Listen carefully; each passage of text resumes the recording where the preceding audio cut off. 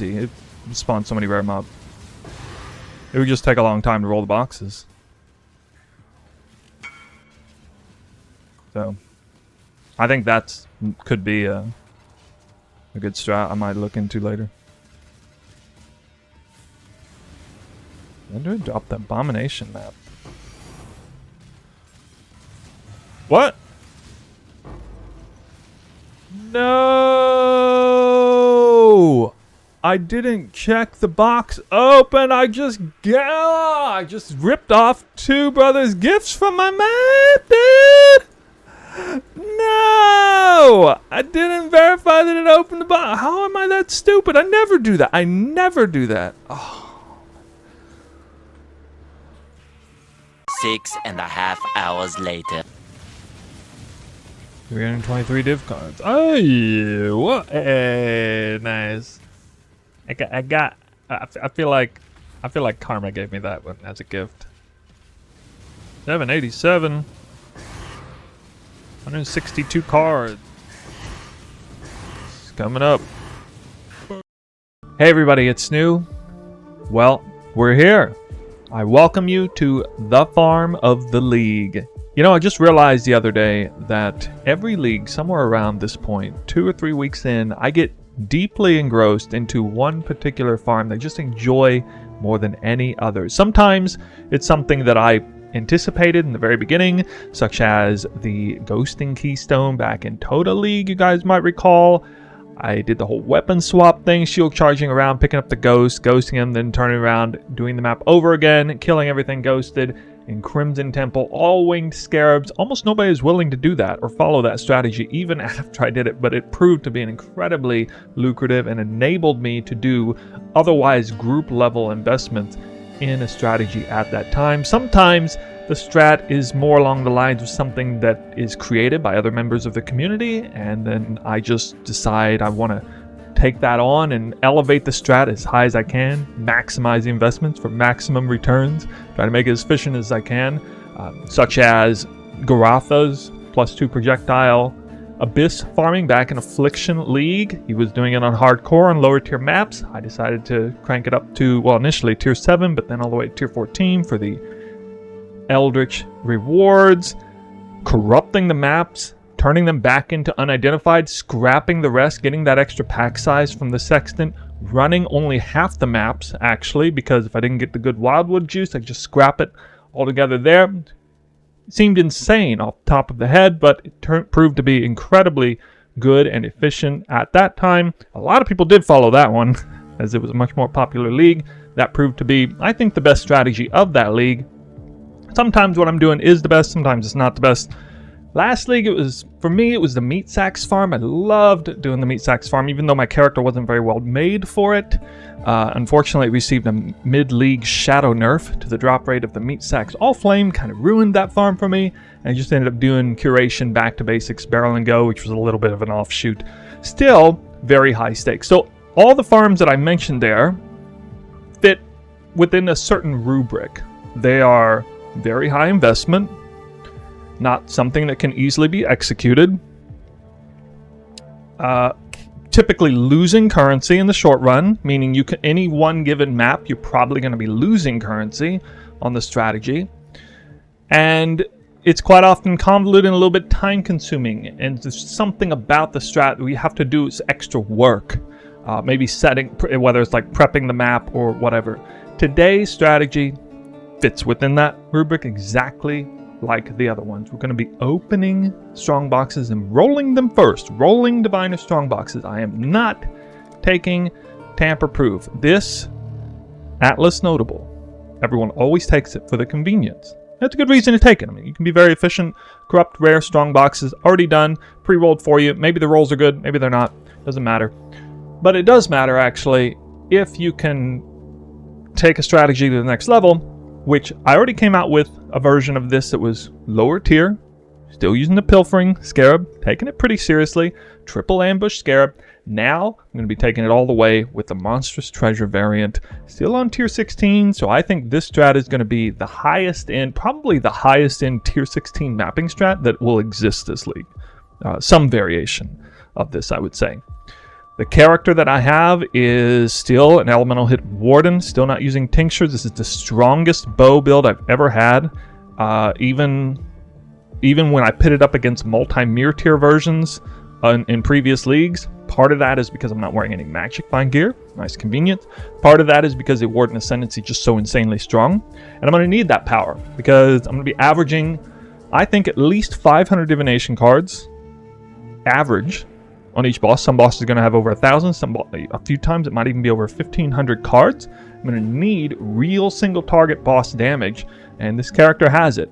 I'm going to have to be a little bit cautious about how I do the maps. I'm going to have to make sure I step in there with a bunch of Soul Eater buffs, a bunch of Shrine effects. It gives me the power I need to do that. I'm going to be doing it on Jungle Valley. Mausoleum is a more intelligent choice if you're concerned about the boss, and I would recommend that map over this one, or some other easy map boss like, Beach, actually. Beach is really easy map boss, but anyway, we'll get to all that. Let me get you to the Atlas to start.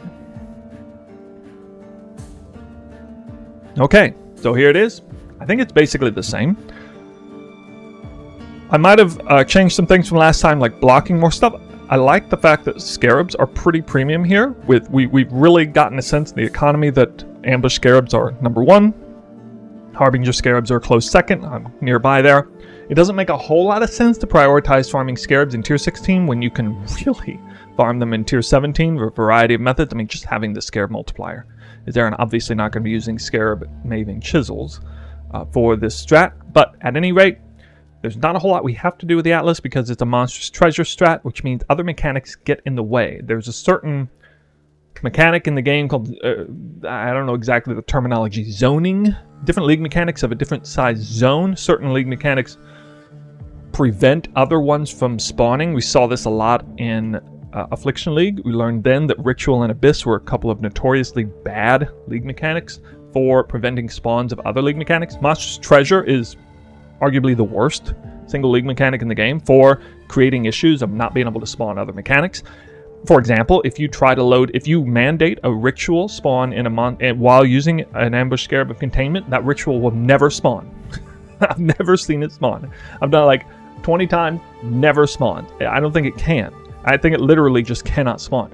And in fact, it's so bad that many times, even with just Monstrous Treasure in the map via ambush scarab of containment, it can't spawn all the boxes. So this is something of very high concern for this strat, and I'm going to be losing out on some currency because of that. I still went with Jungle Valley because you do want to prioritize player side quant rarity altars. Quant altars are multiplicative with strongbox loot, even from inside the strongbox, as well as drops outside. So, I mean, we don't have magic final characters now anyway. Quantity never mattered on the player side for the inside of the strongbox. So, we're seeing the game evolve. Strong boxes are a big part of the game now, as far as, farming raw loot, shall we say. But anyway, back to the Atlas here. I got the Eater of Worlds on here. It's difficult to spawn them in Monstrous Treasure. It becomes a lot easier when you slam a bunch of shrines on the map. Shrines, or domination, is evidently uniquely good for Monstrous Treasure. It's maybe the smallest zoning area of any other league mechanic. In other words, strong boxes can spawn almost on top of shrines. They don't seem to get in the way or prevent spawning. In fact, I'm even going to be using domination on the Keurig map device for this strat. And then beyond is obviously not going to be a problem either. I'll be putting a Deli orb on the map, so I'm not forcing Deli.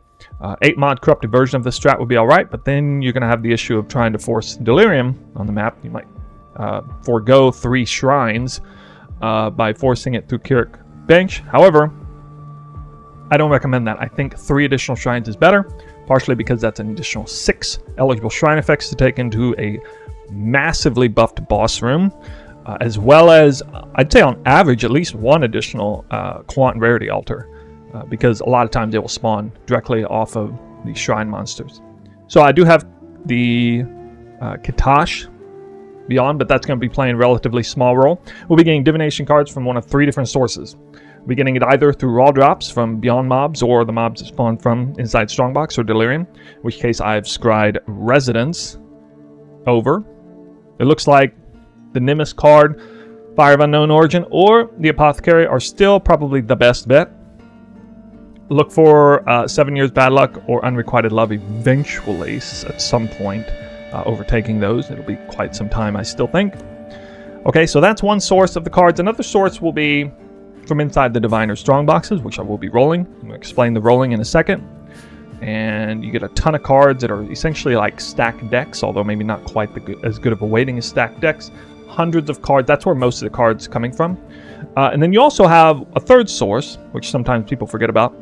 Elder Communions drop divination cards as extra currency or something. Gems, leveled gems.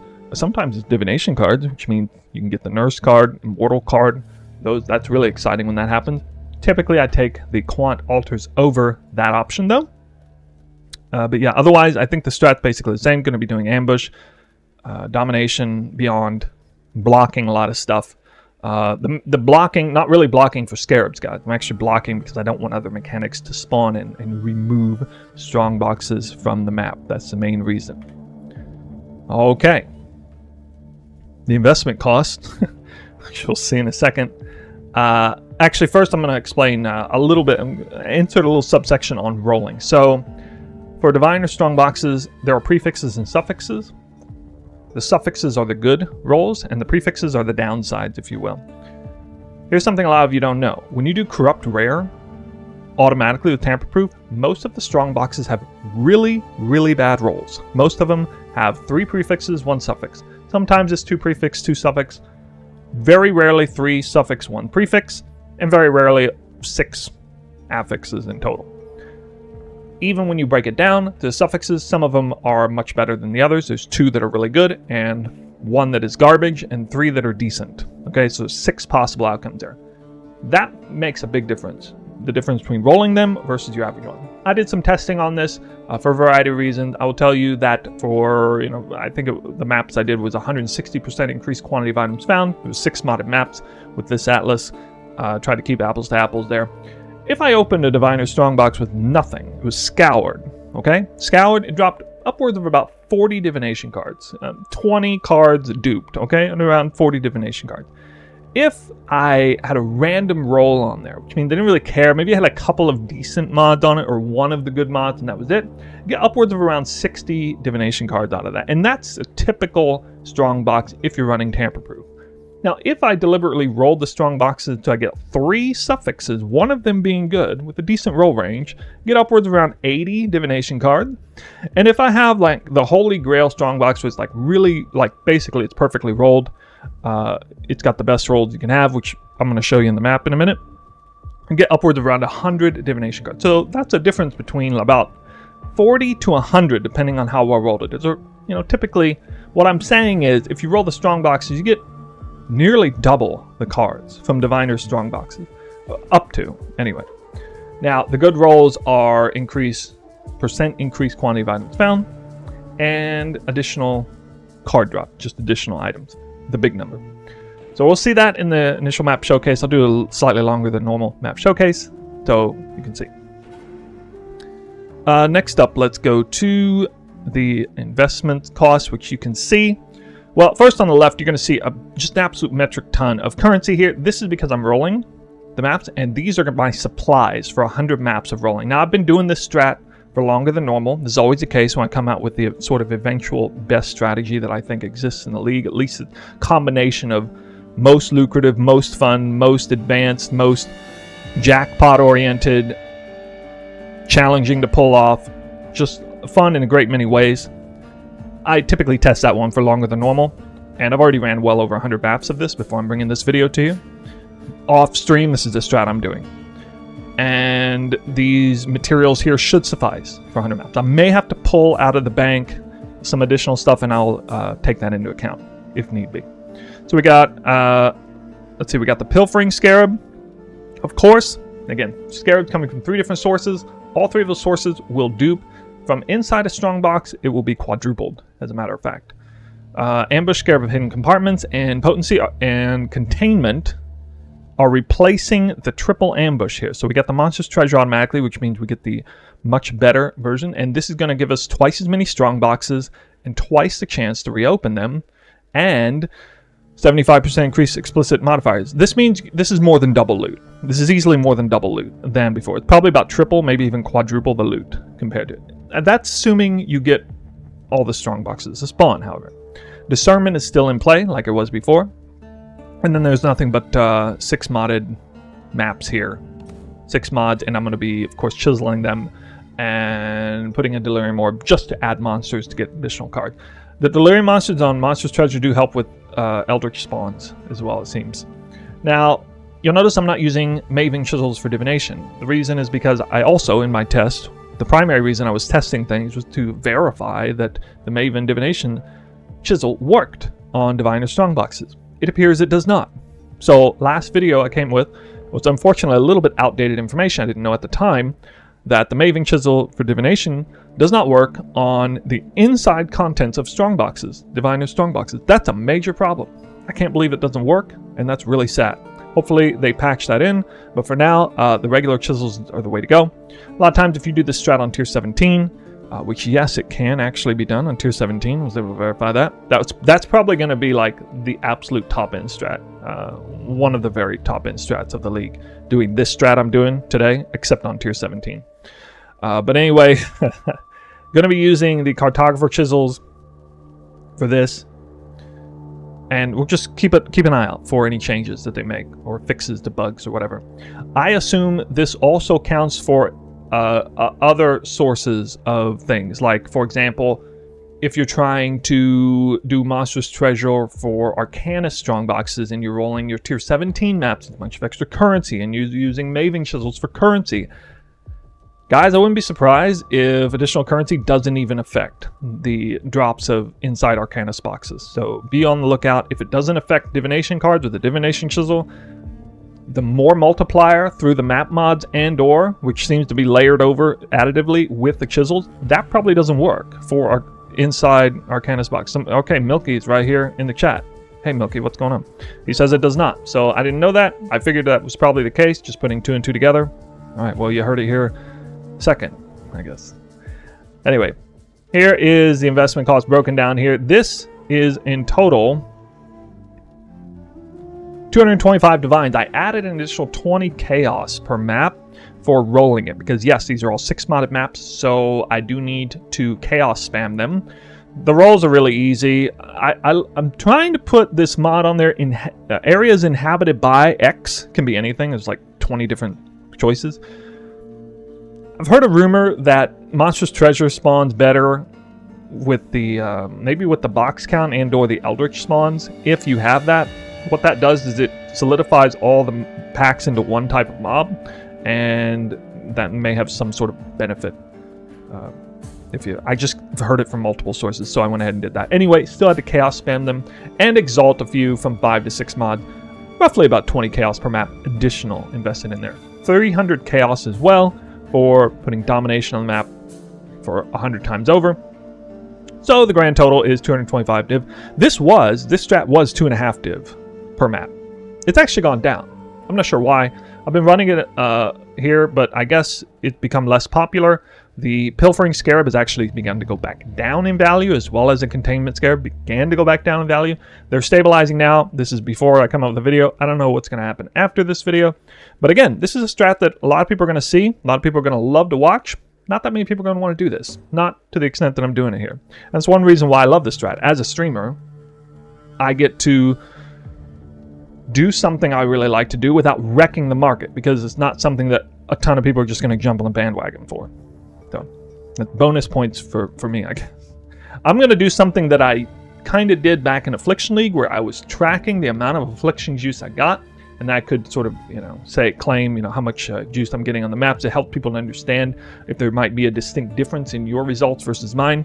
Something that's going to need to pay close attention to is your card counter, average card counter of the boss. So I got 100 maps loaded up here, and I'm going to count the number of divination cards on the boss. You may not know, but you can actually see underneath the boss's health bar, if you don't kill him instantly, you can see how many divination cards are loaded into him. And then it will drop them duped, I guess. So I've been typically averaging over 500, but we'll see what the number comes out at the end.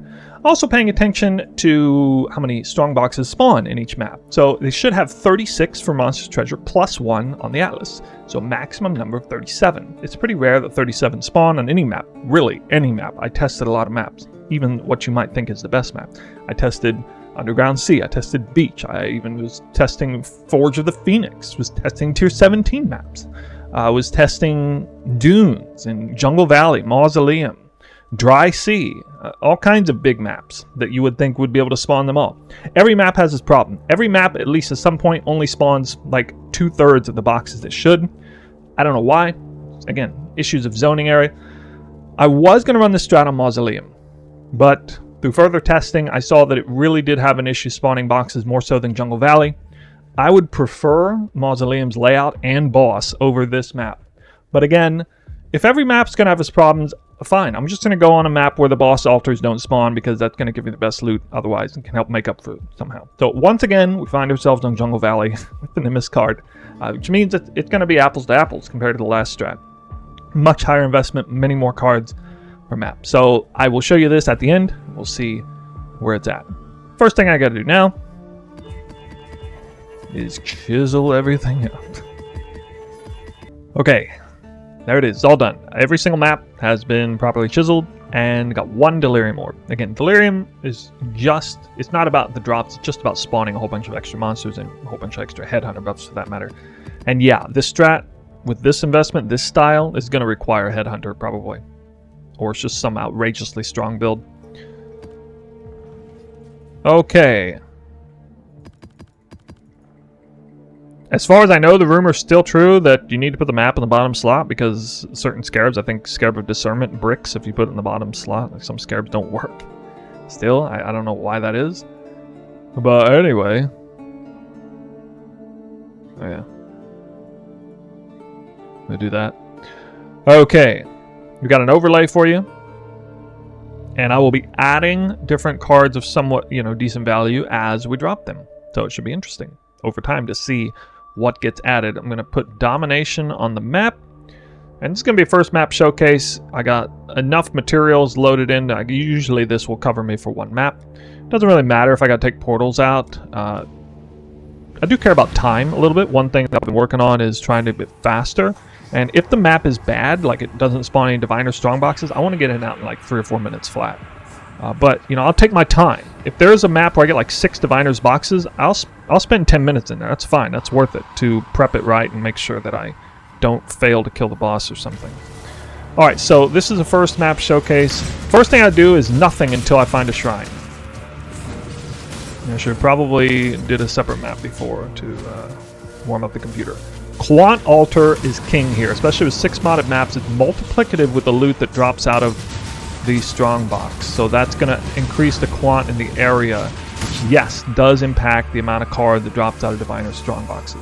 I usually, and this is kind of akin to the widescreen back in Affliction League, split screen here so that I can do this. I've kind of gotten in the habit of, I don't really roll Arcanist boxes, but Magic is kind of depressing, so usually I'll fix that up if it's. And some people will want to roll the Arcanist boxes, and they are easier to roll, actually, if you want, but I don't think it's a huge impact. That said, I did get a dupe Tina Cora's lock again out of a strong box earlier today, which is not part of the result, but that did happen. Alright, so I'm also scouting all the map to get what few Eldritch minions will spawn. Not that many. Here we got, okay, good. So this option has come up here. Now I have a choice between minions, drop divination cards, extra currency, or quant. Now, I usually choose quant in this situation, unless it's very early in the map and the roll ranges are lopsided. But the roll range is good for the quant here, and we're midway through the map clear. There's not that many Eldritch minion spawns in these maps is the problem. And so I think it's a lot wiser. The only time it wouldn't be wiser is if there were 0 boxes. Alright, so now we're at the important part where we're rolling diviners. We put the engineering orbs on there. Yes, you have to scour first, because if you don't, it goes up one at a time. I know they changed that for the other stuff. But anyway, percent increased quantity of items contained. Again, this goes up to 60, but it's got the Scarab that increases explicits by 75, goes up to 105 at this point.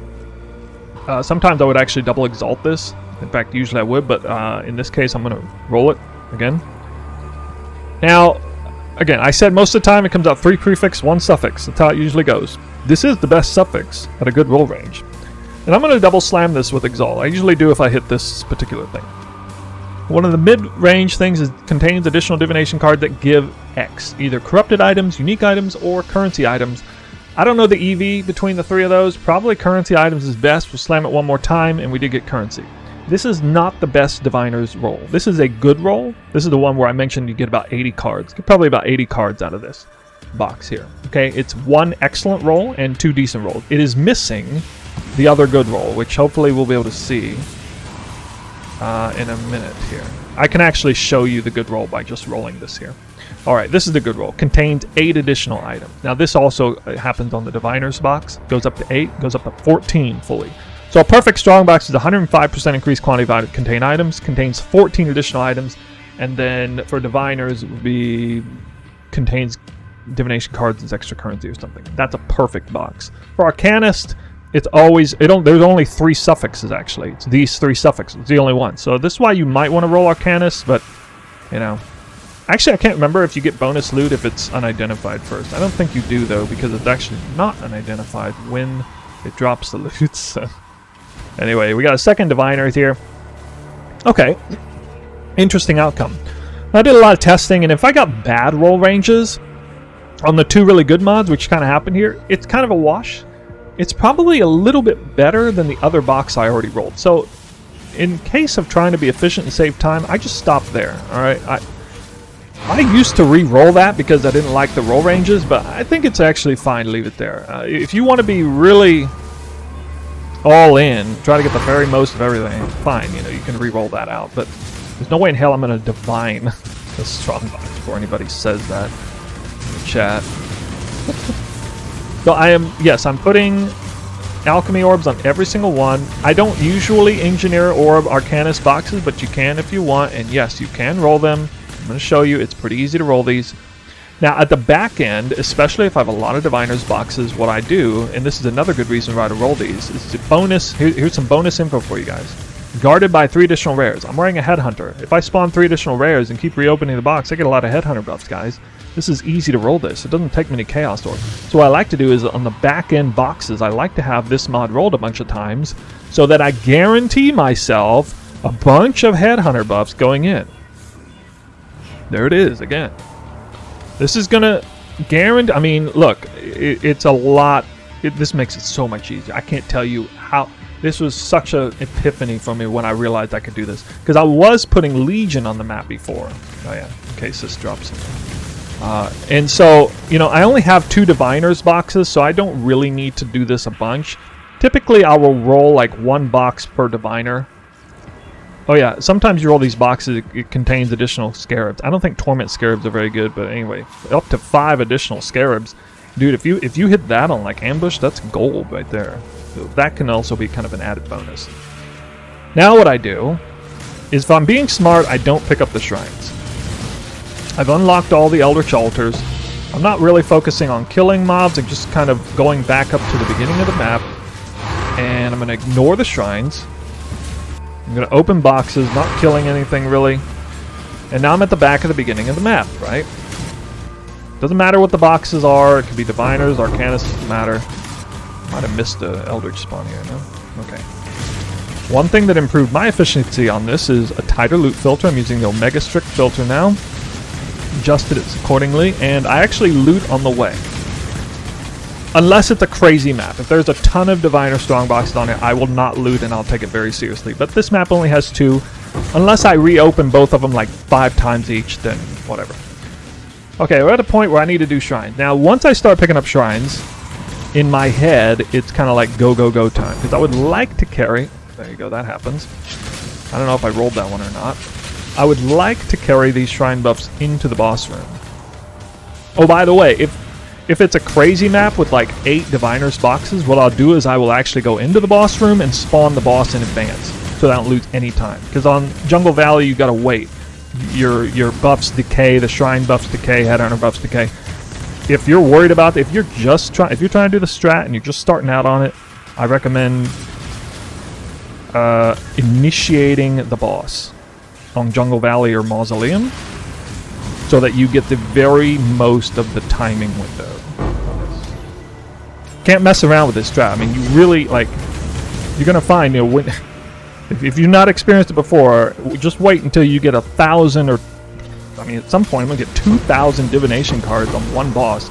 You just wait and see how tanky that boss is and how rippy it is.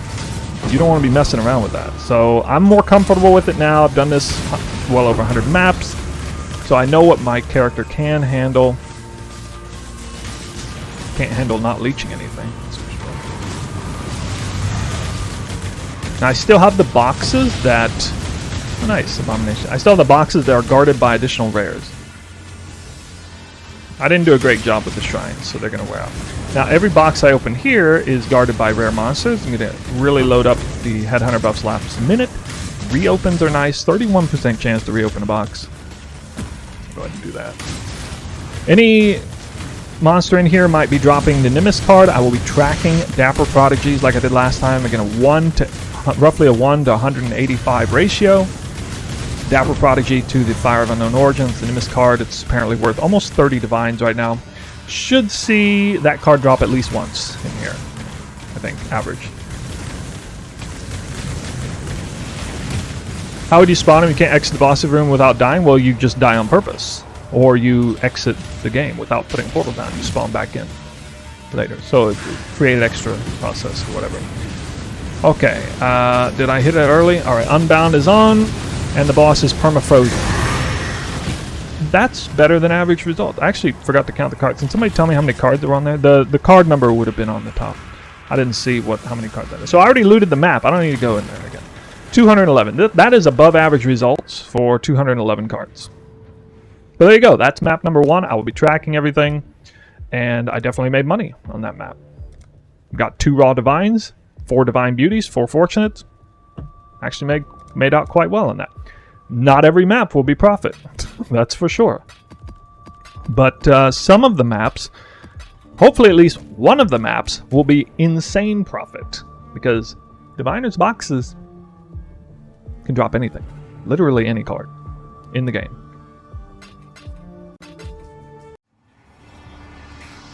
$37 boxes. Alright, here it is. Area contains 37 additional boxes.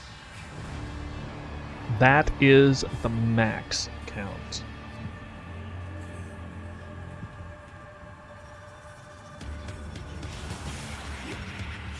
Look at all those boxes. Oh my god. Again, get the trip, the Eldritch Influence before you kill anything anywhere. Helps improve the amount of Eldritch minions. You got to get to the shrine first. The second you attack a shrine, it spawns the influence. Look at all those not diviners boxes. What the heck?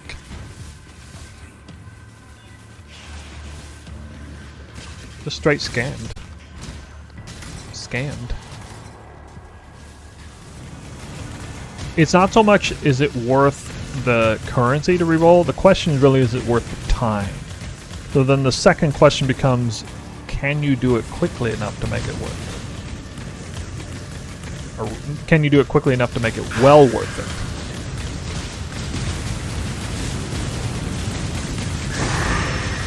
I See Brothers. I've never seen that card before. I knew it existed. First time seeing it drop. The Fracture Orb card. How many orbs is that? That's... Oh, that's huge. Okay, that's even more than a brother's gift.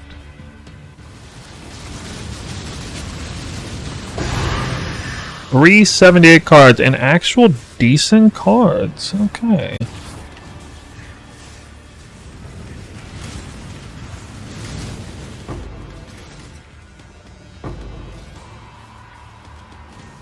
Yep, it's a good time to get holed up with your girlfriend.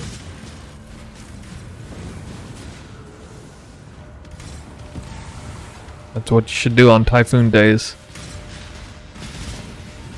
Typhoon and chill.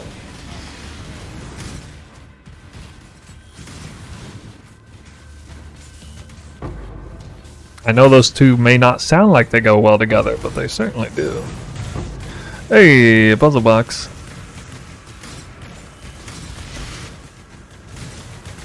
Rain on my parade, man. Do people not just rush the boss for T17 and not care about the rolls. Just so long as they can do the boss.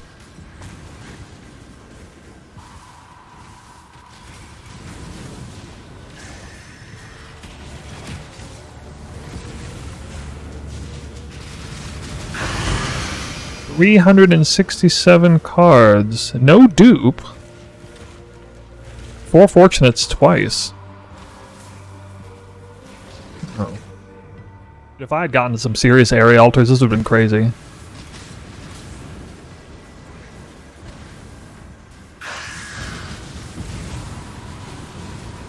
$1,109.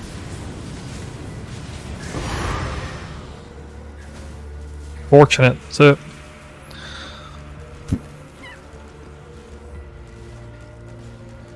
Yeah, so with 0 quant altars, I only got 100 cards per box.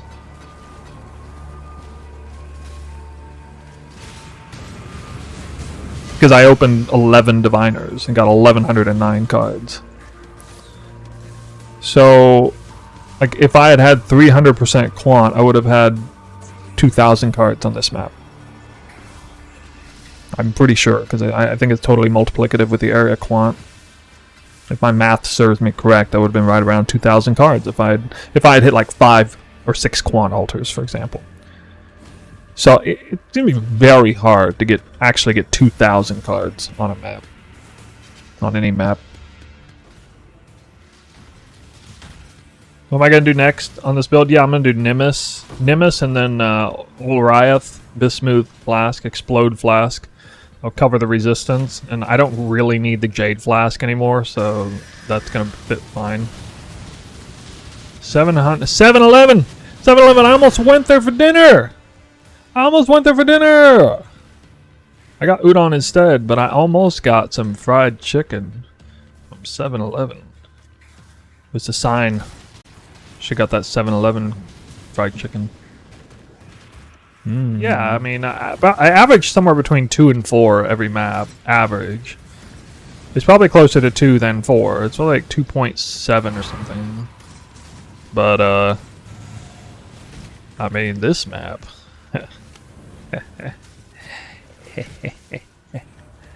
What was that about streamer client? I didn't hear what you said. I can't hear you over all the diviner strongboxes spawning in my face.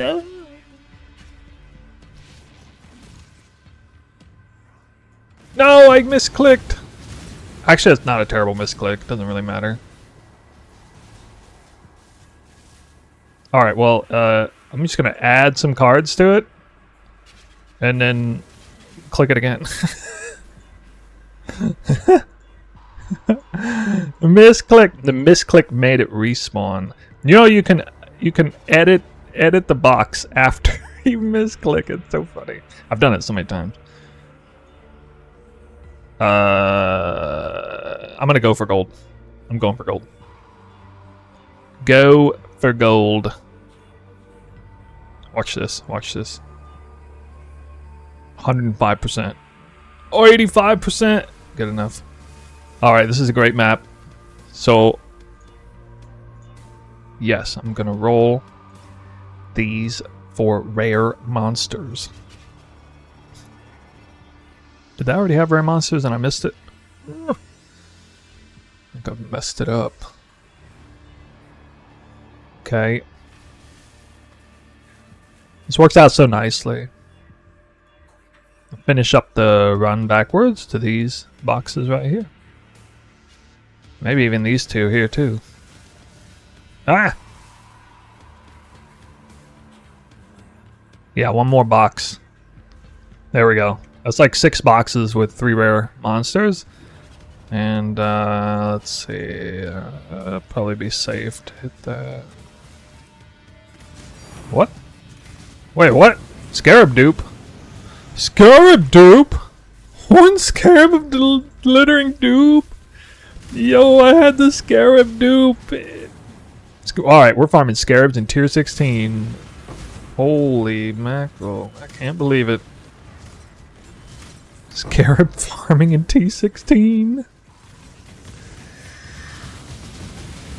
886 cards. 4 divine beauties. Thought I didn't drop anything, but it was down there.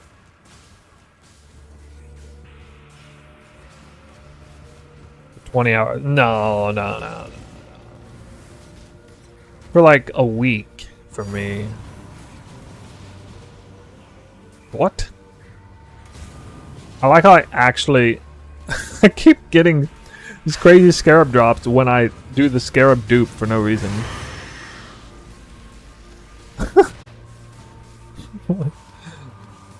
Okay. 759 cards. 4 Sephiroth is dank. Just super scammed. How can it only be that? So bad. Well, I got a good card, I guess. Alright, I'll forgive you. I'll forgive you for scamming me. You ever get scammed by somebody and then they give you something for free when you call them out on it? That's what just happened to me.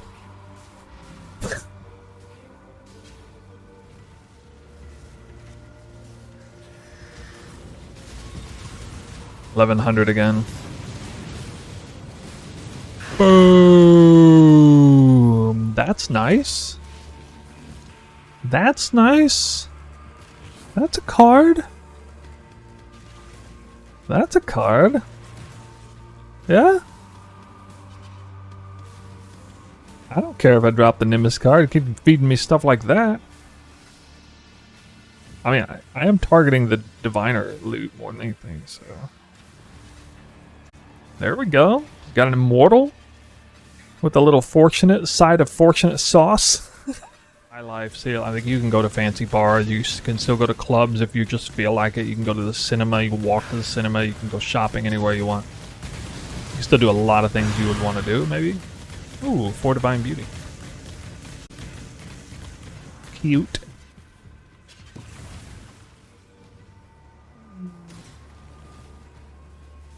Valing. I don't think Valing does anything, except just makes it so you can't use it again.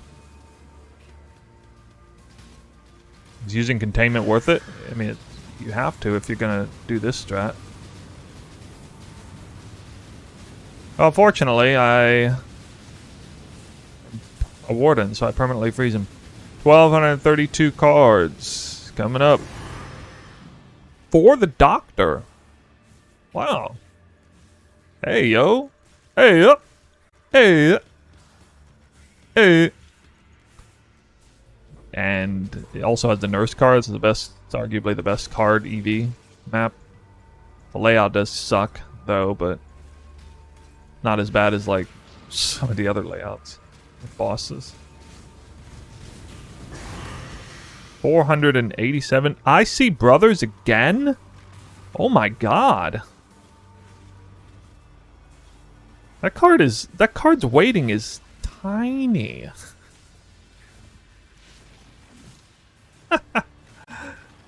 Eight of those now. Yeah, that's what's up. For a minute, it wasn't that impressive to me. I didn't. Maybe I just got unlucky, but I ran like 6 maps with it, and didn't seem that good to me. 162 cards. Oh, okay, that's awfully damn good for 162 cards. Wow. Got lucky there. The boxes. The huge deal. It doesn't feel that good to roll boxes and not get to reopen it, but dude, when you get to reopen the same box you fucking rolled to perfection 5 times, like, there's no question that's totally worth it. If it wasn't for the reopening mechanic, this probably wouldn't be worth doing. I'd say this most definitely wouldn't be worth doing. It's because of the reopen mechanic. I mean, look at this. What the fuck? Okay, this is 4th time. 5th time? How many times am I opening this box? I rolled this box for additional rares, managed to hit the divination Scarab instead. I said, you know, imagine if that was 5 ambush Scarabs, guys. I would have got multiple containments out of that. Almost certainly. There's so many secret strats people don't even think about. That might have cost me this map too, because now I'm coming in with less headhunter buffs. Nah, it's fine. He's got 1,039 cards. I figured he'd have more cards than that. Boom! Oh man, I got such bad loot, guys. Such bad loot. Where's my loot?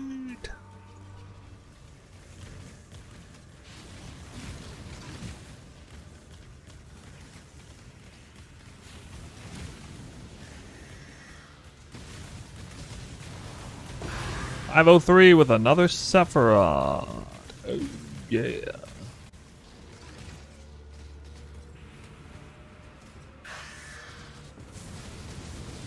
$787. Hey, that's pretty good. Lighten and Divine Beauty.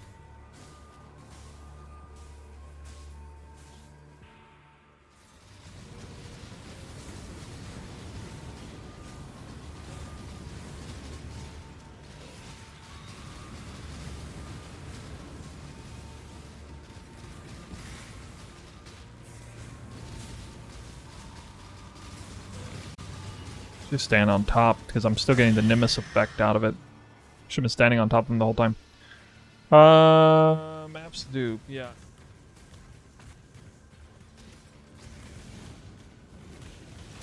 I got 3 boxes, no reopens. 323 div cards. Oh, yeah, what? Hey, nice. I feel like Karma gave me that one as a gift. Brother's gift twice? No stashes? What the hell? What the hell? Okay, ladies and gentlemen, we have results in front of you now. I see brothers. I see a lot of cards. I see 400 divines. 400 divines is a total package for the gross. And that, well, obviously massively offset the arguably pretty high investment of this tier 16 strat. The breakdown is on the right, and we got more cards in the investment itself too. 248 divines worth of cards. 61 of currency, 60 of scarabs. A lot of scarabs, wow. Some fragments, some maps, mostly abomination maps there. And these are being undervalued because I dropped 32 abomination maps. And, you know, some other maps obviously, but anyway, the rest is there. Alright, so you can see a lot of cards of very high value. You got to see the list expand through all of the highlights. And yeah, there were some cards. There were some pretty good cards that dropped. You might think I got lucky. But, again, I'd already been doing this for 100 maps or so. I dropped Unrequited Love a while back. It was on a highlight. That card alone would have replaced almost all of these cards. Would have replaced half the cards I dropped in terms of value. So do keep that in mind. There are plenty of cards that are worth more than the best card I dropped.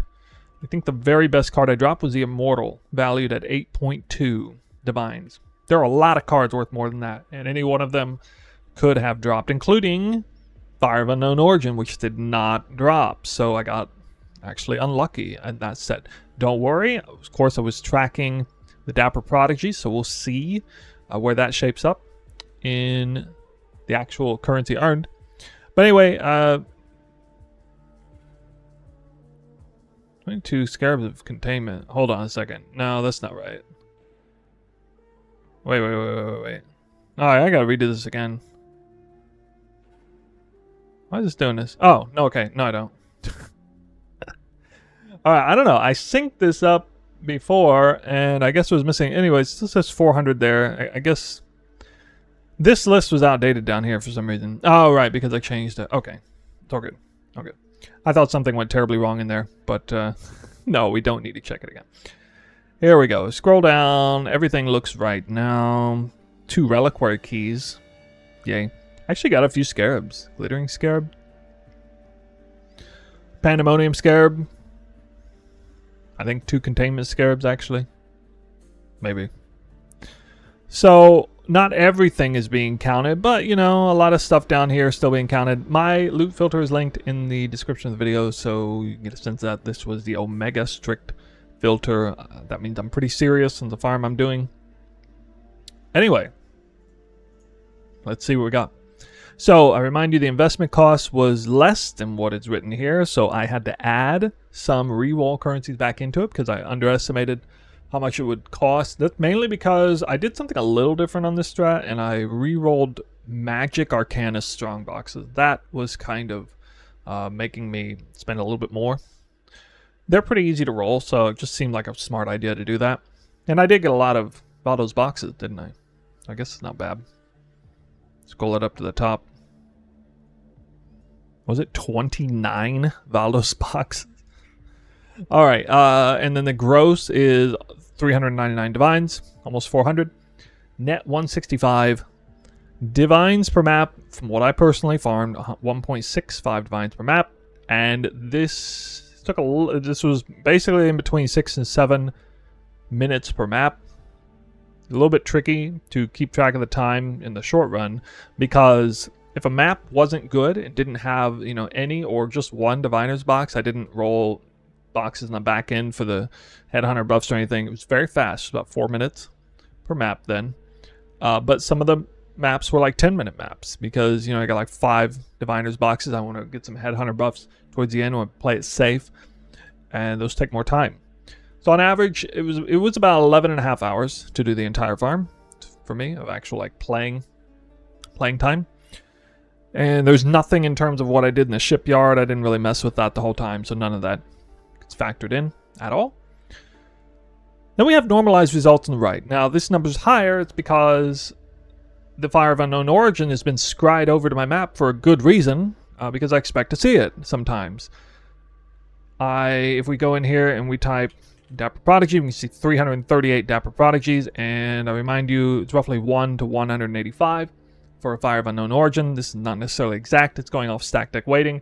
And before you tell me, hey Snoo, have you heard about the Surgog video about the new info that we got on the weightings? Yes, I have. I'm looking forward to some sort of formal document on that so we can get a better, clear picture of the weightings, and we're going to come out with much better data than before, because we won't have to go off of the stack deck weightings. If you have no idea what I'm talking about, check Surgog's channel.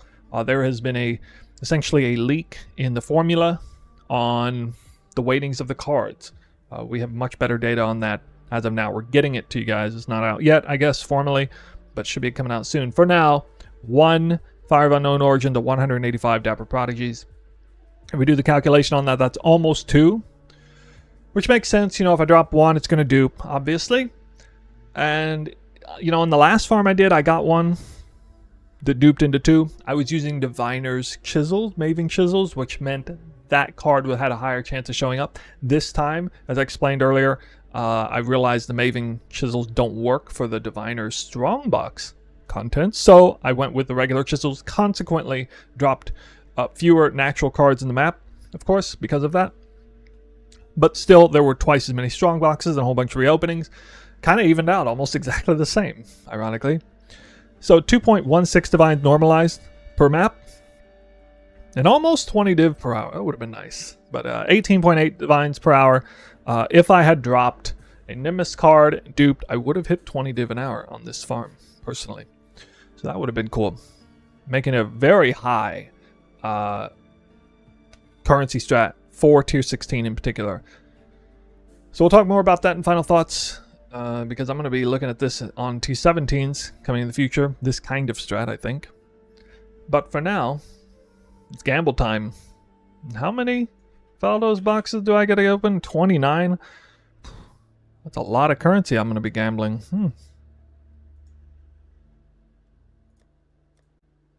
Use all the dump tabs. Well, let's get him.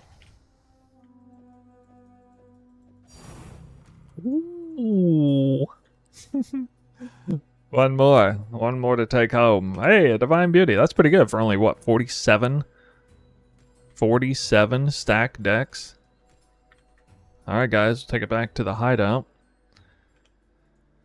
And, well, you know, I got one somewhat exciting one. If I hit Corrupted Blood immunity on this, that'd be crazy. Oh, bricked. Pride. Increase damage. No, all junk. All junk. All junk. Couple of Voidborn Reliquary keys. Let's get those out of the way. These are apparently worth a lot nowadays. 2.5 divines a piece. These must be must have a high chance of being value, I guess. That's not value. That's 2.5 divines? That drop? What is that? That doesn't look very good to me. Let me try again.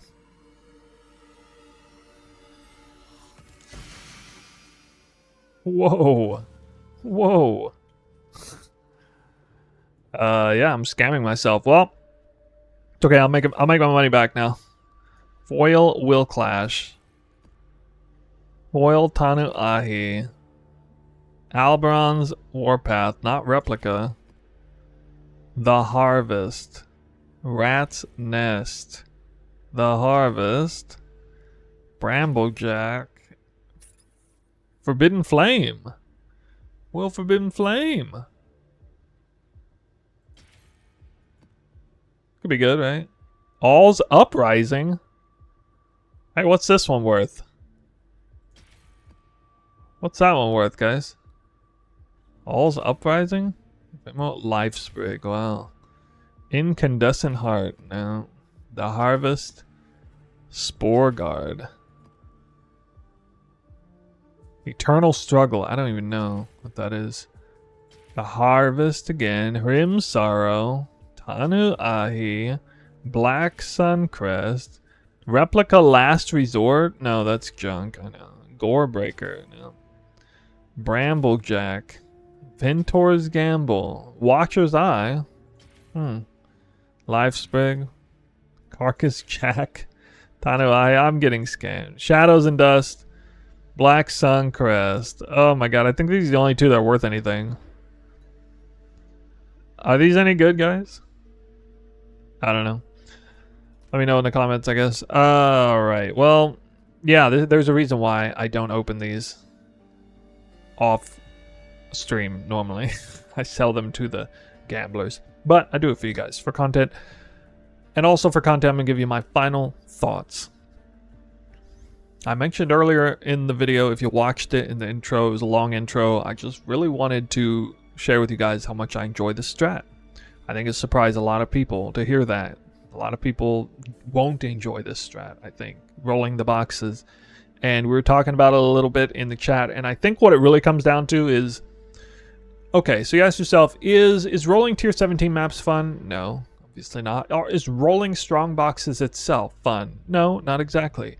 But what is fun in an ARPG is the build up to a moment where you know something really cool is about to happen. I mentioned in Kalandra League, that was a big deal for me, finding the God Touch monster, having a character that was prepped for it, Magic Find could kill it, and knowing I was about to drop a boatload of Scarabs or Divine Orbs was very exciting to me. Getting some similar vibes with this, opening up the map boss, knowing I opened a bunch of Diviner strong boxes, thinking, man, I wonder if there's 1,000 cards on this boss. Oh my god, there's over 1,000 cards on this boss. What's he gonna drop? What's he gonna drop? That sort of like, you know, commentary is going on in my head. And yeah, sometimes it's nothing, but that's the name of the game. I mean, that's what makes these kind of games so good. That experience is what makes it worth it for me. And it wouldn't be worth it if it wasn't lucrative. You know, one of the better strats out there anyway. And it's actually the most lucrative T16 strat I've even done. Not saying there isn't better stuff out there right now, but this the results I felt that I got personally was actually pretty average. Considering I've already done like 100, 150 of these maps before. I know that, you know, and there are people in my chat who say, hey, I dropped House of Mirrors, quadruple House of Mirrors. I mean, that's going to happen. If you run these maps enough, you're going to get 4 House of Mirrors to drop. You think about how many cards actually dropped. And I guess I forgot to mention this earlier, but here you go. We got the averages for the 100 Monstrous Treasure rolling Diviners maps. Card counter, map, strongbox counter. You know, a couple maps total does. If it's double digits, I got 0 Diviners boxes on there. If it's over 1,000 cards, that means I opened the boxes at least like 7 or 8 times. Counting reopens. Maybe 10 times. This number here has been over 500 every time I've done tests. So it's actually below average when I saw. This number here has always been 32 or better on Jungle Valley, which this is also below average. This is how many strong boxes spawned in each map. So I'm actually pretty unhappy with these numbers here, which are the important numbers in here. But I will come out with a separate video, probably, talking about how I was able to average so many cards on the boss, and I'm able to kill the boss. You know, there's a certain way I prep the map. You got to see a preliminary sense of what that looks like in the map showcase, so let's get back to that if you missed it. But there we go. I guess the most cards I got off the boss, 1,286, looks like the biggest number. Yeah. I would have expected it to be 1,500 at least in 100 maps. But yeah, some final thoughts. Basically, I just enjoy the strat. It's not something that's easy to do. It's not something that is the process of it. There is a process, and that process is not necessarily fun, but the payoff is huge in the end. And a lot of people in my chat are hooked on it deeply because they've gotten the crazy jackpot drops and now they're just fishing for it like crazy. And you know what? The cost of the investment for the strat's probably not going to skyrocket because people just aren't going to be willing to do it. And even some people who are willing to do it are not going to be able to do it because in a fantastic kind of way, this isn't a strat anyone can do. You can't just do it if you want to do it. You have to have a really good character. You have to build up a character strong enough to handle killing a boss with 500, 1,000, 1,500 cards on it, even in T16s. That's not a joke. The Warden kind of makes it a joke, I guess. But I did brick 2 maps, by the way.